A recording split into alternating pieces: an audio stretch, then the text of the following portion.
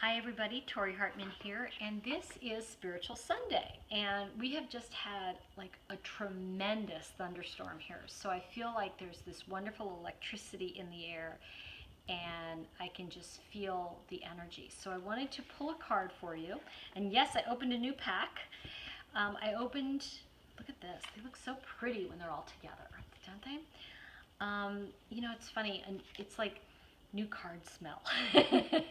Okay, so what I'm going to ask you to do is center yourself in yourself. I want you to breathe and ask for Spirit's assistance. And what we're going to do today is I'm going to pull a card for you and I'm going to discuss it. And then when I'm finished, I'm going to invite you to take a few minutes to write down a couple thoughts that just come forward to you. And I'll tell you how to do it after I pull the card. So you can grab a pen or pencil.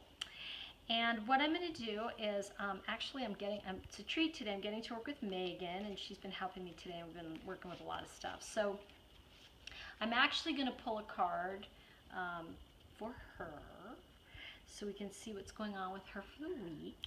And then that was something that we will share with you. Okay. So what I've pulled is the acceptance card. And what's really interesting is this is the story of Cherry Heart. And Cherry's really about building her self-esteem. And what comes forward to me this week is, people say to me all the time, okay, so self-esteem, how do you get it? And you know how you get self-esteem? This is so simple.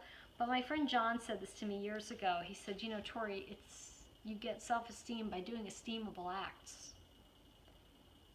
And I thought, of course. So what I'm going to invite you to think about for this week is, what are the things you can do that will be something esteemable for yourself? So let's look at that. For instance, picking up garbage when nobody's looking. Getting to a meeting a little earlier and helping set up chairs. Making sure you maybe surprise people with something. My dog was in the hospital. Some of you know and you followed it on Facebook. But it was so stressful, and here I am in this emergency hospital, and I went and I ordered pizza for the whole staff.